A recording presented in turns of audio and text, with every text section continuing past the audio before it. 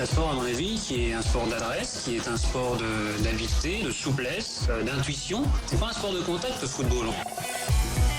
Si on veut pas de contact, on va jouer aux osselets, on va jouer à la pétanque, mais on joue pas au football. C'est 11 mecs contre 11 mecs et ça devient aussi une question de centimètres, tu vois. C'est la beauté de ce sport, du football en particulier. Jusqu'à minuit, c'est l'after-foot. Jean-Louis Tour. L'after est là avec Daniel Riolo, avec Pierre Ducrot. Avant d'accueillir nos drôles de dames, je voulais juste quand même vous dire que dans quelques heures, quelques minutes, ça allait continuer les Jeux Olympiques à Pyeongchang. C'est en ce moment. RMC est évidemment mobilisé avec tous nos envoyés spéciaux, avec la Dream Team. On en est à 3 médailles pour l'instant, avec le titre aujourd'hui pour Martin Fourcade en biathlon. Une bronze et deux. Ça va, franchement deux ça va. C'est ça? Bien 3. 2 d'or et une bronze. Disons qu'il y a une déception avec Fourcade sur le sprint, mais bon, il l'a compensé aujourd'hui en poursuite. Les deux. Ouais, c'est ça. Bah, disons qu'il était plus descendu d'un podium depuis je ne sais plus combien de courses, donc là le voir 8e c'était un peu décevant, mais sinon ça va. Voilà, 3 médailles, déjà 2 titres avec Perrine Lafont en plus. RMC Radio officielle de l'équipe de France olympique, donc vous ne ratez rien la nuit, dans la matinale, sur rmcsport.fr, avec la Dream Team en plus, donc voilà, annonce qui devait être faite. Je sais que Daniel est un grand fan de biathlon, donc forcément non, il fallait le rappeler. Daniel il aime bien les courses à 4 là en ski là dans la. Les courses à 4. Comment t'appelles ça, Daniel? Non, je regarde pas, mais quand je suis devant, franchement, c'est super le plaisant. ski cross, tu parles? Le ski cross, voilà. Pierre, le ski cross. Non, Ça t'aime je sais bien. pas ce que c'est ça. mais si, c'est le. C'est quoi ça? Bah, tu pars en ski, puis c'est le premier qui arrive à la fin. C'est une course, tu vois. Ah, ouais. Ah bon. C'est pas toi qui m'as parlé de ça hier? Non, c'est pas moi. Non. C'est pas toi qui m'as parlé de ça? Bah non, Pierre, je suis désolé, mais je vois que Pierre, il faut s'inquiéter un peu sur ton état. J'étais persuadé que c'est toi qui m'avais dit ça, que t'adorais là quand il y en a 2-3 qui se castagnaient un peu. Bah, je ne sais pas. Je sais pas, c'est pas grave, dois confondre avec tu dois quelqu'un d'autre, confondre avec Villas, avec Nico Villas, non? Ah, je sais pas. Écoute, mets un peu d'ordre dans ta tête, Pierre. Et en attendant, je vais trouver avant la fin de l'émission. on va accueillir nos drôles de dames. Avec donc Philippe Auclair en Angleterre. Salut Philippe. Salut Jean-Louis, salut à tous et à toutes. Simone Rovera pour l'Italie. Salut Simone. Ciao, bonsoir. J'étais là quand vous parlez. C'était Bien sûr, c'était très intéressant. Vous avez des médailles là avec l'Italie un bronze, mais bon. Vous faites les JO un quand même. bronze. Ouais, vous êtes qualifié pour les JO. Et oui, ça continue. Fred Hermel en Espagne. Salut Fred. Nous, on a un très bon patineur qui s'appelle Javier Fernandez, qui est champion du monde. Il est très très fort, attention. Hola chicos. Salut Fred. Patineur de quoi? Oui. De vitesse. Non, artistique, pardon, patineur artistique. Tu sais le truc, Danse, quoi. Enfin, tu vois, Ah, pas en couple, quoi. Tout seul, il est. Ouais, c'est classique ici en Espagne, tout seul. Je sens que Fred, il est pas au top sur le patinage. Là. Il voulait passer le nom du mec. Et après, bon, on va pas rentrer trop dans les détails. Fernandez, il fait du patinage artistique tout seul, pas en couple. C'est pas de la danse, c'est du patinage. Donc c'est plus les figures imposées. Tout ça, on a compris, quoi. Le vrai spécialiste, le triple axel. messieurs, s'il vous plaît, le vrai spécialiste tout ça, là. des sports d'hiver, c'est David Lorto qui est avec nous en Allemagne. Salut David. Alors Fred, salut à tous. Et je précise effectivement, Jean-Louis, que toute la saison de ski cross, c'est en direct en intégralité sur SFR Sport 4, messieurs. Et voilà. Voilà pourquoi je vous parle de ça. Moi, j'essaye d'être corporate. Tu dois tout regarder la nuit là, David, en ce moment, non? J'essaie de me ménager un peu quand même, parce que finalement, on finirait par avoir deux emplois du temps, ça deviendrait un peu compliqué. Eh oui, forcément. Mais si on y va, semaine Ligue des Champions, donc évidemment, la Ligue des Champions, ça commence le lundi à 23h avec les drôles de dames dans l'after, avec les avis tranchés sur le week-end, en prévision évidemment des matchs de Ligue des Champions. Je rappelle le programme avec ces 8e de finale qui seront sur RMC, bien sûr, dans le Super Football Show. Demain, Bâle Manchester City et Juventus Tottenham. Et puis mercredi, bien sûr, Real PSG et Porto Liverpool. Premier avis tranché du soir, l'Espagne. Jingle Fred Hermel. On est là, on est bien là. Fred, tu veux nous parler du Real? Ce jingle quand même. Non. Là, il faudrait que ce soit quelque chose d'un peu plus classe, quoi. Je félicite pas Quentin. Bon, on y arrive, les amis. Hein. On en parle depuis le mois de décembre, et puis là, c'est dans 2 jours. Alors ce soir, mon avis tranché, c'est surtout un avis tranché basé sur de l'information, parce que c'est ce qui compte le plus à 2 jours de ce match qui excite tout le monde en Europe. Alors, la stratégie du Real Madrid paraît très claire. Nous aurons une équipe madrilène qui ne sera pas du tout attentiste, mais une équipe madrilène qui va essayer de prendre à la gorge le PSG dès la première minute du match. Zidane a bien vu que cette saison, les bons matchs réalisés par son équipe, parce qu'il n'y en a pas eu tant que ça, donc c'était assez facile à repérer, sont ceux où le Real a été physiquement bien, où ils ont été très motivés d'entrée et où ils sont entrés dans la rencontre, pardonnez-moi cette répétition, avec envie et puissance physique, et surtout avec un pressing très très haut. Ça a été confirmé samedi soir face face à la Real Sociedad.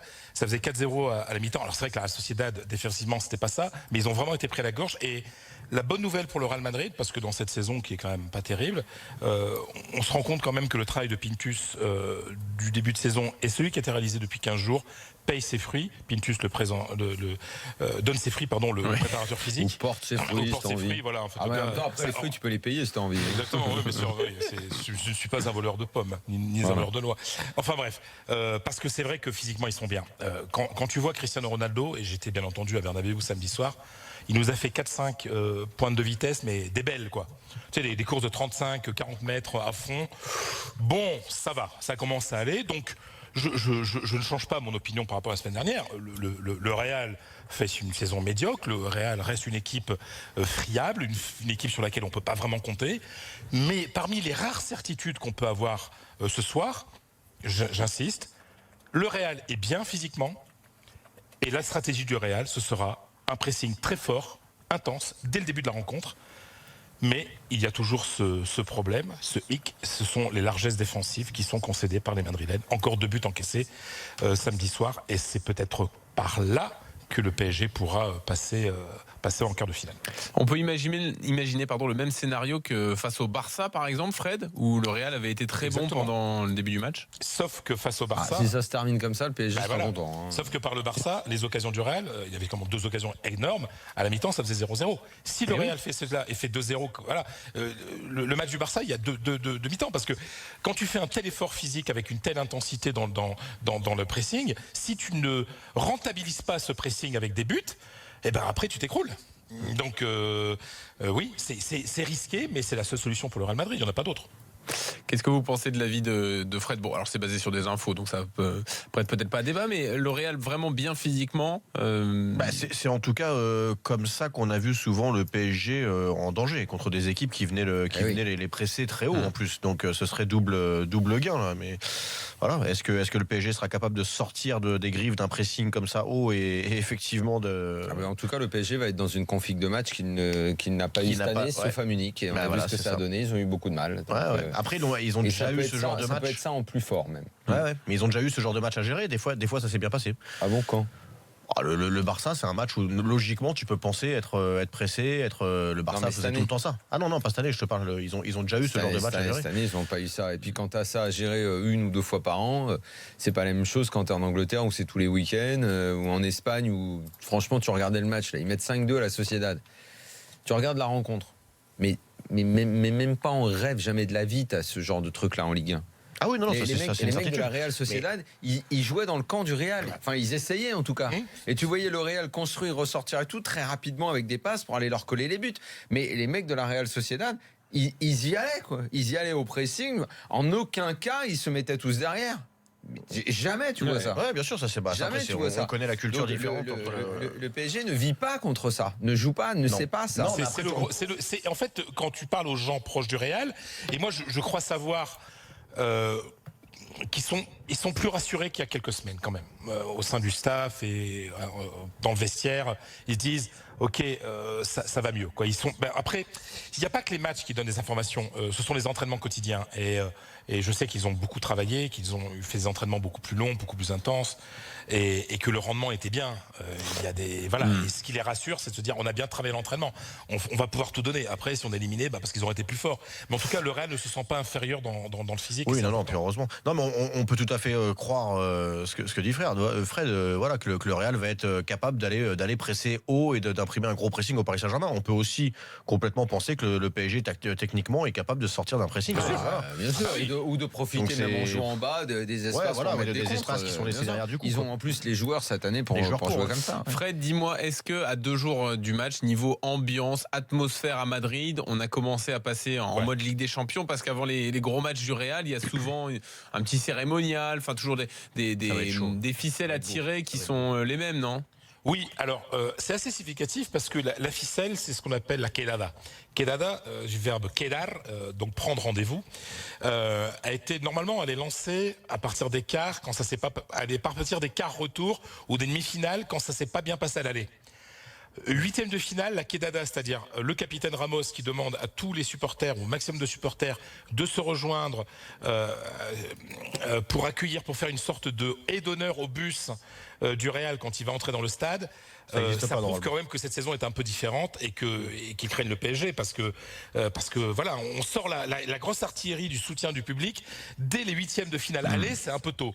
Mais ça veut dire qu'il y aura 40, 50, 60 000 personnes qui, à 18h30, vont être, et plein de gens, sûrement beaucoup de gens d'ailleurs qui ne seront pas dans le stade après, mais qui seront là uniquement pour attendre, applaudir le Real et mettre la pression, et aussi mettre la pression sur l'adversaire. Parce que le bus du PSG, il va passer par cette place des Sagrados Corazones, et je peux vous dire que ça peut être assez impressionnant. Le but, c'est aussi déjà de montrer aux Madrilènes, aux joueurs madrilènes, le public est avec nous, et de montrer aux supporters, enfin aux joueurs parisiens que le Bernabéu, attention, c'est pas le Bernabéu de Liga, c'est pas les papis de 60 ans, tu le sais, Jean-Louis, tu as vécu ici, il y a une grosse différence entre le public, on va dire, attentiste, un peu plus âgés, puisque c'est tellement dur d'avoir des places que les gens, d'avoir des abonnements, que les gens ont leur abonnement depuis 40 ans, donc t'as quand même pas mal de gens qui sont d'un âge assez avancé, qui sont pas ceux qui alignent le mieux. En Ligue des Champions, c'est différent. C'est un autre type d'abonnement. Fred, c'est même pas le même public, on trouve le même stade que vont trouver les Parisiens en groupe quand ils étaient venus en phase de poule. Non, bien sûr que non, parce que totalement différent. Non, parce que dès qu'arrivent les matchs à coup près comme ça, il y a beaucoup de peñas. Peñas sont les groupes de supporters officiels, des gens qui vont venir de toute l'Espagne en bus. Donc c'est des gens qui font un vrai effort pour venir à Madrid, et donc ils sont pas là pour critiquer leurs joueurs. Voilà, les papis qui ont 500 mètres à faire pour venir au stade le samedi ou le dimanche, ils sont plutôt critiques, ils appuient pas trop, on le sait, c'est l'un des problèmes du Real et du Barça. Alors, ceux du mercredi en Ligue des Champions, ce sont des mecs plus jeunes et qui sont à fond derrière leur équipe. Fred, revenons, on laissera la Ligue des Champions un peu de côté, on aura le temps d'y revenir jusqu'à mercredi évidemment. Sur le week-end, donc en 2 journées, l'Atlético a grappillé 4 points au Barça. Est-ce qu'on peut dire qu'il y a un championnat, que c'est serré, ou est-ce qu'il ne faut pas s'inquiéter pour le Barça ? En tout cas, l'ambiance aujourd'hui dans le vestiaire du Barça, en tout cas ce qui était transmis, c'est qu'ils considéraient ce match nul contre Retafe 0-0 à la maison comme une défaite. C'est-à-dire qu'ils ne s'attendaient pas à ça. Alors, tu fais match nul à l'extérieur contre l'Espagnol dans le derby, ça va. Sauf que, et surtout, ils étaient très impuissants face à une équipe de Retafe qui est pourtant un promu, mais qui est une équipe bien organisée, qui aurait même pu l'emporter parce qu'ils ont eu des occasions.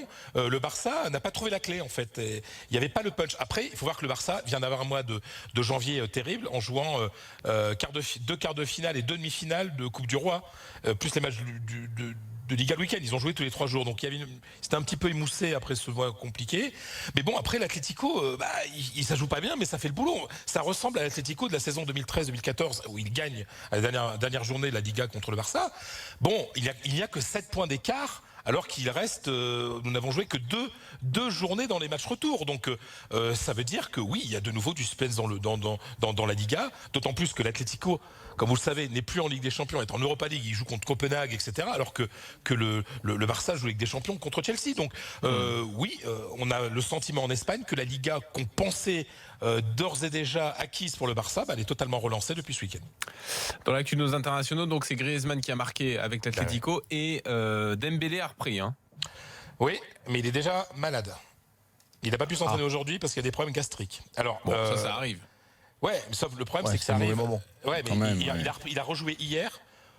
Il était correct en plus, mais bon, voilà, le Barça était pas bien. Donc, on voit que ça se transforme en vide, cette affaire quand même. Non, mais c'est ça le problème, c'est que les étiquettes, vous savez, quand elles commencent ou les images comme ça, elles commencent en se disant, c'est le joueur à problème, c'est le joueur qui a pas de bol, le joueur qui est tout le temps malade ou blessé, qui a toujours quelque chose. Après, c'est dur de t'enlever cette étiquette-là. Et pour le moment, on a quand même Dembélé qui a fait 3 matchs en Liga, qui se blesse, qui est absent pendant 4 mois, qui revient, qui se reblesse, qui revient. Il est malade le lendemain. Enfin, je veux dire, il n'y a pas de continuité. Donc, voilà, c'est pas terrible ce qui lui arrive en ce moment. Voilà, tout le monde a l'air d'avoir mal au ventre, mais manque de bol. Juste après 2 blessures, ça tombe mal, quoi. Donc, l'intégration d'Embélé va être compliquée. Bon, on en avait parlé Barça, ici. Que tu as un transfert à 100 millions. Que tu es un jeune presque plus le droit d'avoir. Le problème du cacamousse, tu veux, c'est un peu secondaire. Je constate que je suis pas sûr que tu aies le droit de. Tu vois. Je constate que personne n'a relevé que. Excusez-moi d'en rire. C'est pas toujours autorisé. Je constate que personne n'a relevé ce qu'a dit Daniel, à savoir un problème gastrique qui se transforme en bide. Je trouve ça assez drôle. Ah oui, c'est vrai. Je crois qu'il a même pas fait exprès. Bah si, mais il y a Philippe qui suit, donc c'est relou. Les génies ne se rendent même pas compte, quoi. Non, mais je pense que Dembélé, ça sera une saison blanche, quoi qu'il arrive, parce qu'il n'est pas du tout dans la dynamique du groupe encore, donc il faudra le juger à partir de la saison prochaine. Mais c'est vrai qu'il est en train de se forger une réputation de joueur fragile dans plein d'aspects, et ça, c'est dommage. Il sent bien là-bas. S'il a une gastro, il est bien catalogué en joueur fragile parce qu'il a une gastro. Non, mais tu vois ce que tu sais. Il a une grave blessure, il a une petite rechute, et là il est malade. Bon, bah c'est ça le problème. Il y a toujours quelque chose. Il y a toujours quelque chose. Oui, mais si, il y a comme ça, il y a toujours quelque chose. Quand tu dis lui, il a toujours quelque chose. Voilà. Mais je pense que nous en France, on a des joueurs qui ont toujours quelque chose. On a Yoann Gourcuff, c'est autre chose que Dembélé, tu vois. Oui, bien sûr. Ouais, mais sauf qu'il est au Barça, il est le deuxième ou le troisième transfert le plus grand de l'histoire, quoi. Donc Fred, j'avais une question. Toi qui vois souvent l'entraînement, il se sent bien dans le groupe? Oui, tu sens qu'il est heureux de vivre là-bas? Attends, je veux dire, déjà, les mecs, pour pas être content de vivre à Barcelone et de s'entraîner au Barça. Non, mais est-ce qu'il se sent à sa place? Je veux dire, il a été bien accueilli, il est bien aimé. Voilà, sauf que moi, c'est le sentiment que j'ai et qui est le sentiment qu'on a en Espagne du côté de Barcelone, c'est qu'il a besoin de prendre en masse musculaire, en confiance, quoi. C'est-à-dire qu'on le sent aujourd'hui un joueur un peu léger pour la Liga, pour l'intensité de la Liga. Voilà. Et donc on sent, Neymar, c'était son cas quand il est arrivé, il a pris beaucoup de masse musculaire. On attend que Dembélé, là aussi, il se développe et il s'endurcisse un petit peu pour le championnat espagnol. Très bien, voilà pour l'Espagne. Dans un instant, Rafa Benitez, le coup de cœur de Philippe Auclair dans son avis tranché. À tout de suite dans l'after.